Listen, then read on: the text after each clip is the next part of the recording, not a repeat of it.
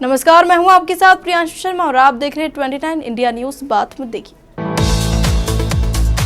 पीड़िता पत्नी पर झूठे चरित्र लांछन लगाकर खुद को बेरोजगार बताने वाले पति से कोर्ट ने 3,80,000 भरण पोषण की राशि दिलाई है।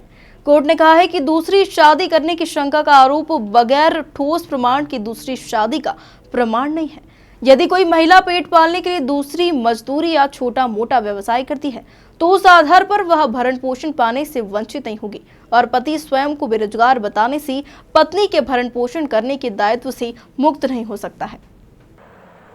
पीड़ित के वकील प्रीति महना ने बताया कि क्लर्क कॉलोनी इंदौर निवासी पीड़ित की शादी दिनांक 12 फरवरी 1997 को राजेंद्र पिता अमर सिंह चौरसिया निवासी ललितपुर से हुई थी।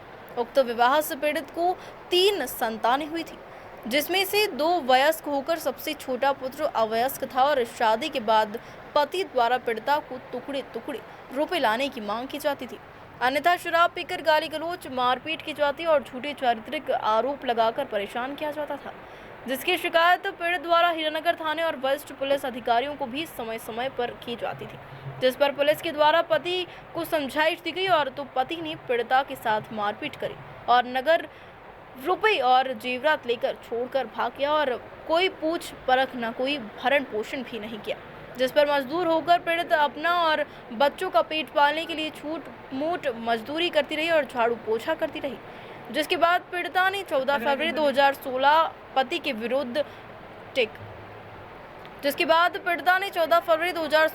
के विरुद्ध कुटुंब न्यायालय इंदौर में भरण पोषण का केस दर्ज करवाया गया है, जिस पर पति ने उपस्थित होकर पीड़ित पर झूठे चारित्रिक आरोप लगाए और बोला कि वह बेरोजगार और पीड़ित काम करती है, इसलिए वह भरण पोषण पाने की हकदार नहीं है।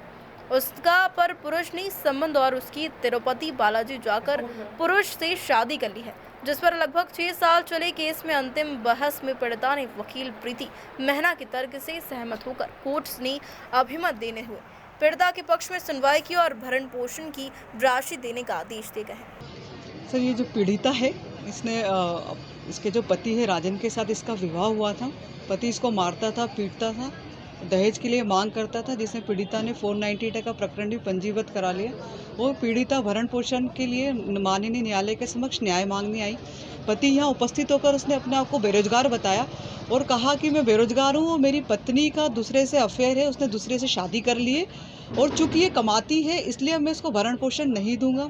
न्यायालय ने पति के सारे तर्कों को निरुत्तर करा और पति को आदेशित किया कि सिर्फ महिला इस आधार पर भरण पोषण पाने की अधिकारिणी नहीं होगी कि वो कमाती है। अगर पत्नी कमाती है तब भी पति का दायित्व है कि उसका भरण पोषण देना है। माननीय न्यायालय की नज़ीर उन महिलाओं के लिए भी बहुत हितकर है कि जो छोटा काम करके अपना भरण पोषण करती है, अपने बच्चों को पालती है। इस आधार पर पति अपने दायित्व से उन्मुक्त नहीं हो सकता है। माननीय न्यायालय ने पति को आदेशित किया 2016 से, जब से उसने भरण पोषण नहीं दिया है तब से आज दिनांक तक पति को भरण पोषण राशि अदायगी का आदेशित किया है।